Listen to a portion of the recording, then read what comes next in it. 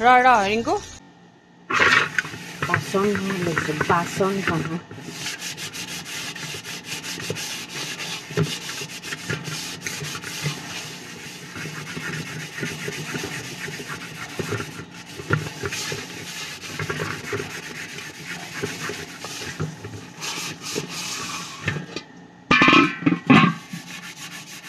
colour কিবা হৈ গৈছেগৈ এইবোৰ নঘঁহি এনেই জাষ্ট ধুই থৈ দিয়ে যে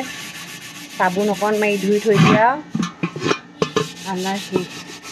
পিতল গৈ কিবা হৈ থাকিব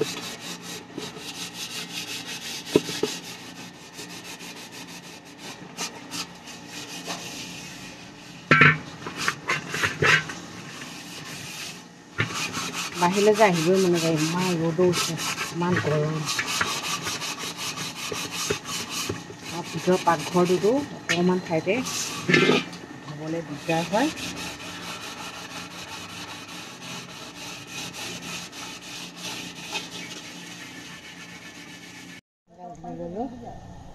দিয়া তুলসী ভেটিটো বোলে অকণমান চাফা কৰি দিওঁ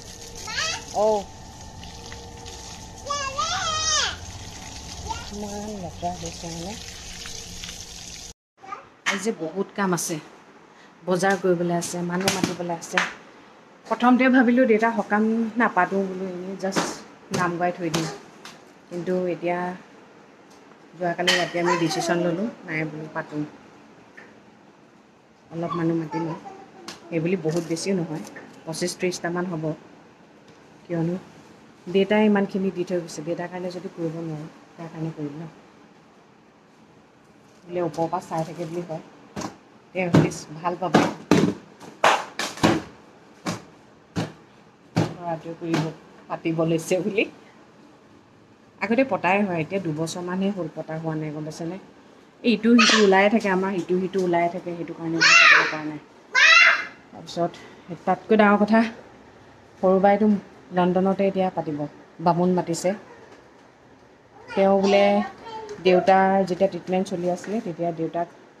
তেওঁ ঘৰত ৰাখিব বুলি মানে ফুৰাবলৈ নিব বুলি ডাঙৰ ঘৰো লৈছিলে কিন্তু যি হ'ব লগা আছে আৰু না দেউতা থাকিবলৈ যাব নাপালেই বাহিৰলৈ যাব নাপালেই সেইটো কাৰণে সৰু বাই দুখেই কৰে একো নাই যি কি নহওক তেওঁ য'ত আছে তাৰ পাইছে শান্তি পাইছে আৰু সেইকাৰণে সদায় নিজৰ ল'ৰা ছোৱালীয়ে ভাল কাম কৰিব লাগেও মাক দেউতাকে নিজৰ ল'ৰা ছোৱালীৰ কাৰণেই কষ্ট কৰে ইমান গেলা গৰমখনত ওলাবলৈ মনেই নাযায় কিন্তু নগ'লে নহয় বজাৰ কৰিব লাগে যে ফল মূল চলমূল যা ওলা ৰ'দৰ ছোৱালীজনী অকণমান শকত হৈছিলে ক্ষীণাই মিনাই শেষ আকৌ বেমাৰ হ'ল ওলাই যাওঁ এতিয়া তেনেকুৱা চোকা ৰ'দ আৰু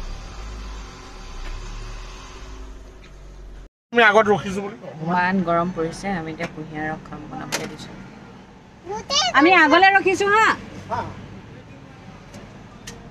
খাই লওঁ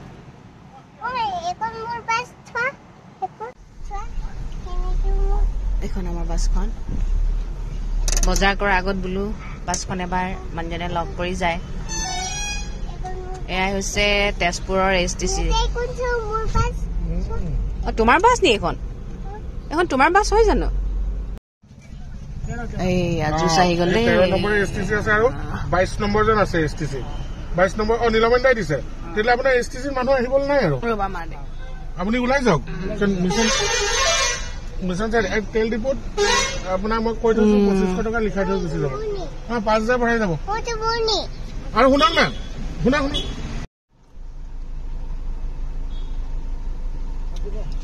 মজা নে দিবৰ কাৰণে দিবৰ কাৰণে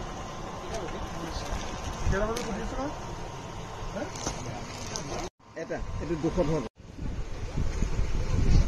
গুটি গামোচা তাৰপিছত এইফালে পৰ্দা কেইখনমান কিনিলোঁ হয় দিয়া আছে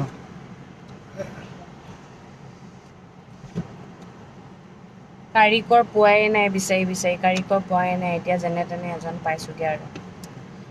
পালোঁগৈ আৰু কাৰিকৰ নহ'লে দিগদাৰ হ'ব যে কমচে কম 25-30টা মানুহৰ কাৰণে খানা বনাবলৈ আহিব আৰু অলপ পিছত খানা বজাৰ কৰিবলৈ আছেই হয়নে ফল-মূলৰ বজাৰ কৰিবলৈ আছে সেইফালে পুৰা কামত লগাই দিছোঁ পৰ্দা নতুন পৰ্দা লগাবলৈ দিছোঁ নকৰিবা এৰিয়া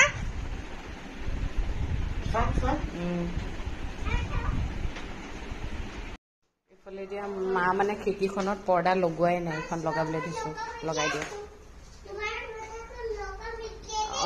আইতা পৰ্দা এইফালে আহিছে দেই কাৰিকৰজন এতিয়াহে আহিছে যিমানেই গৰম নপৰক কিন্তু চাহ একাপ খাবলৈ তৰচি থাকোঁ মানুহজন বজাৰ কৰিবলৈ গ'ল এতিয়ালৈকে আহি পোৱাহি নাই হাতপালে 15 মিনিট আছে অকলে খায়ো ভাল নালাগে ৰখি থকা আদত হৈ গ'ল যে সেইকাৰণে ৰখি আছোঁ আৰু তৰপি এইবোৰ গেলামালৰ বজাৰ দৈ পাত গিলাচ তেল আৰু লগতে চাহ খাবলৈ বুলি এতিয়া দিছেনে ভেজ পেটিছ লৈ আহিছে ছোৱালীলৈ এয়া কেক লৈ আহিছে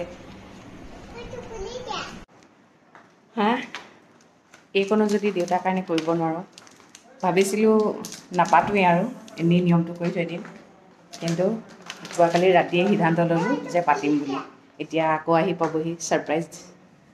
দিম দেই কোনোবা আহিব আজি ছাৰপ্ৰাইজ দিম এইফালে বাচন বৰ্তন লৈ আহিছে বাচন বৰ্তন এইফালে কেটাৰিঙৰ বস্তুবোৰ লৈ আহিছে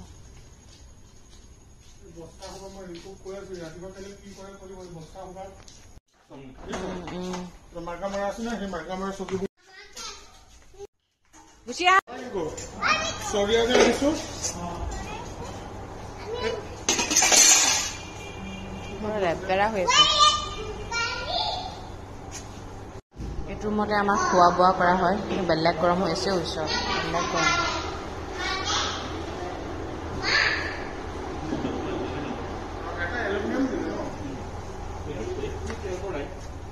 আমাৰ ছোৱালীও হেল্প কৰি দিয়ে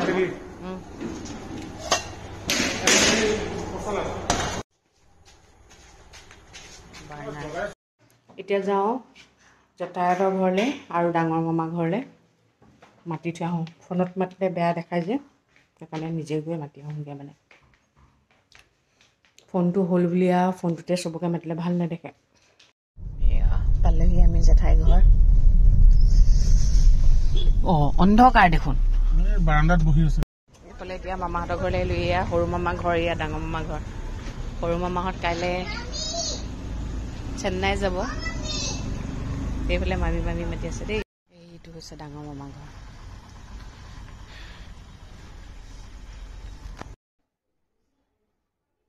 এয়া টুকটুককৈ গৈছে একদম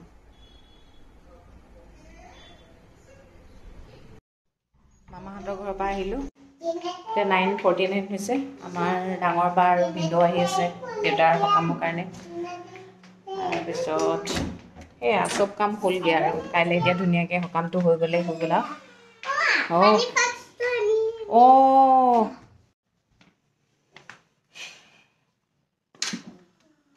অলপমান লেকচাৰ মাৰি আহিলোঁ